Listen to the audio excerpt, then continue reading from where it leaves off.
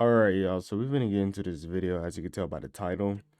It is if you're dealing with some people that's in your life, okay, knowing that they're not doing anything really beneficial for you, they're not causing any type of growth in you in your character and trying to deposit things that is going to bring life to you and grow you and put you into uncomfortable positions where it will build character traits that is beneficial to be able to help other people out.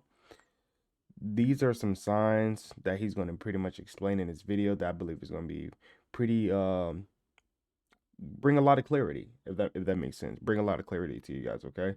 So before we get into the video, like, comment, subscribe, all that fun stuff. And yeah, I really appreciate you guys for staying around. So let's get right into the video. They think your relationship with God is funny. If they not taking it serious, you need to move around, man. Because they're going to be easy vessels for the enemy to use to keep you distracted, to keep you emotionally invested in a friendship, relationship. It don't matter. The devil going to use whoever he can use just to simply keep you distracted.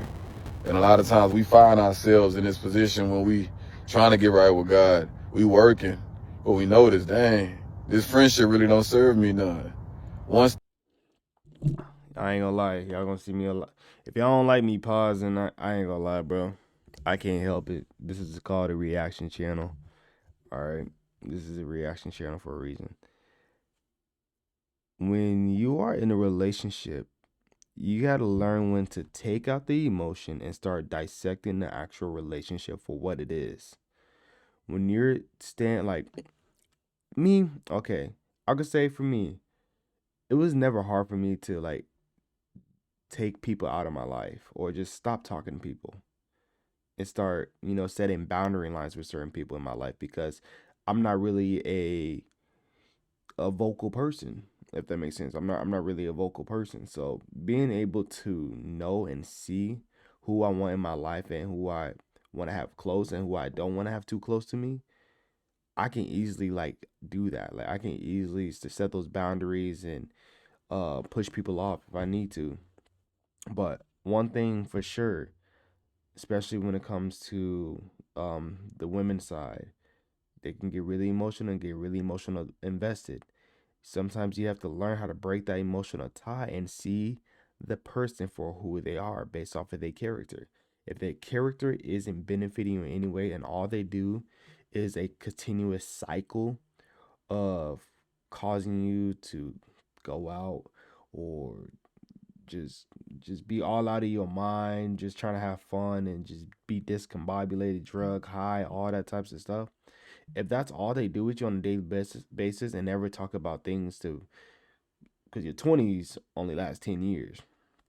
So if you're only doing things for your 20s and it's just repeated, go out every weekend and this and that, and that's all you guys have in common, you don't go anything past that.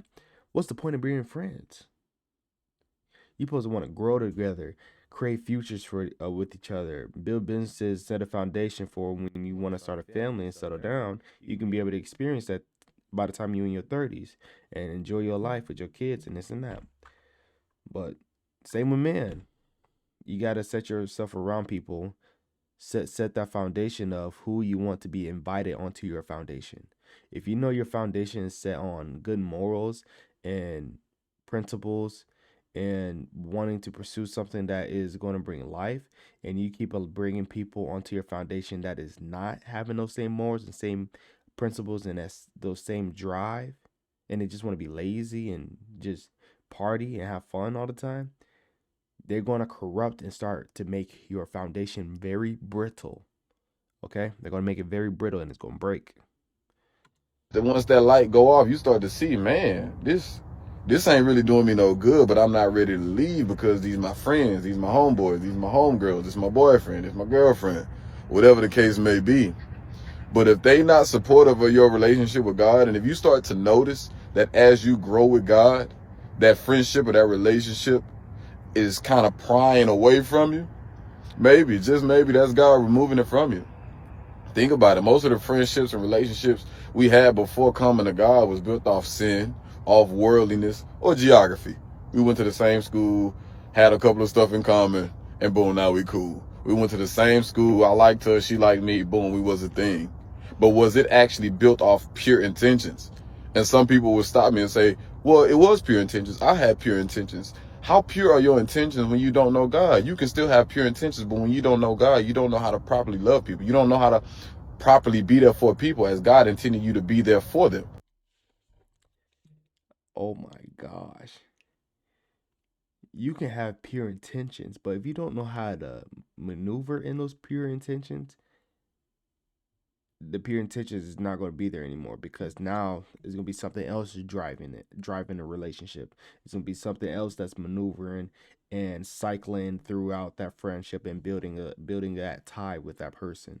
So when you aren't settled and foundational wise with God, you can have the most purest intentions in the world, but if it ain't stewarded right in the right hands, you will lose a lot of you're gonna lose a lot of good character traits that's about you that God has placed into you, because those friends can be bad seeds. Okay, because they're going to start bringing all their burdens. That's really what it is. Friends will tend to bring all their burdens and place them onto you, all their bad habits, and drag you down into their bad habits as well. So let's say you wasn't a smoker before. Now you're a smoker all of a sudden. Let's say you wasn't a drinker before. Now you're a drinker. Let's say you was a celibate. Now they have you fornicating.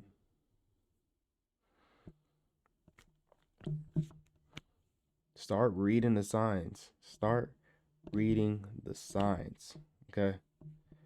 Start reading the signs. So you can still mean purely by somebody. You can still mean well for somebody and still not doing well for their soul. Just because we don't have malicious intent, that don't mean that we're harming somebody. Mm-hmm. Anytime we leading somebody away from God, we're harming them. Even if we're doing it in the name of love. Name of love. I didn't know people would do it in the name of love, but if you, that is, that is so true. Even though you doing it not in intentions of trying to harm them, but if it's leading them further away from God, you are harming them. Our hearts are very deceitful if it's not in the right hands. Okay, our hearts are very deceitful. So if you ain't trying to harm a person, like a real friend, okay, a biblical friend. Let's say somebody's dealing with something. Most common people would do is, girl, let me help you out. I got weed or something.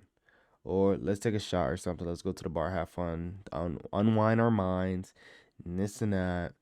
Let's go hang out at this party, go to the club or something like that.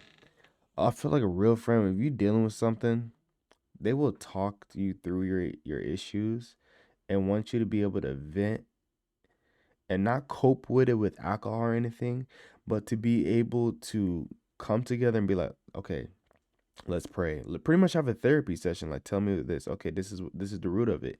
You want to deal with this now? Okay, let's pray for this. Let's ask God for healing throughout this area, and free you from this anxiety that you free you from this oppression, this depression that you're feeling from your job or from class or school or people, this unhealthy, toxic relationship, stuff like that. If your circle isn't built around somebody or a team or a family, really, around prayer and talking you through your situation instead of coping with it with substance, it's gonna be really rocky. If you don't have one of those strong, God fearing men or women, it's gonna get really rocky. Okay? Sorry, I ain't gonna lie. When I look at my camera, I'm so happy because the quality looks so much better. So you might see me here and there looking at my camera. I'm like, bro, the quality look amazing. God revealed that to me. Dion, you didn't love her how I intended her to be loved. Dion, you thought you loved her, but you didn't love her how I intended her to be loved. Dion, you thought you loved her, but you didn't know what love was because you don't know me. Dion, you had genuine love for this person, but you steered them away from me. I told you I'm gonna be pausing. You didn't love that woman right or that man right because you didn't even know how to love me. If that's how he said it. Let me go back. But you steered them away from me for this person. Dion, you had genuine love for this person, but you steered them away from me because you didn't know me. So I'm not here saying that everybody watching this video has steered people from God or currently doing that for that matter. Because pretty much you didn't love her right because you didn't know how to love me. Something in that sort, in that way, the way he said. How you gonna love somebody if you don't know the true meaning of love and the intimacy of love? Not saying you're gonna be perfect. I don't want nobody to think that. I'm saying you gotta be perfect with human. Yes, I know that. But don't let that be repetitive, if that's the right meaning. Meaning, don't allow it to continuously be something you comfortable of saying, I'm human. Pretty much a cop out. Don't allow that to be a cop out. Always looking to be better than you were yesterday. Be better than you was today. Go an extra minute or two trying to get stronger in those areas. Okay. there's some of y'all who grew up in the faith and truly knew God. But what I'm saying is, if you seeing that relationship is being pried from you, just surrender it. Give it to God. We don't want to have God, pry things out of our hands when we can just simply surrender it to Him. If they laughing at you because you in your relationship with God, cool, whatever.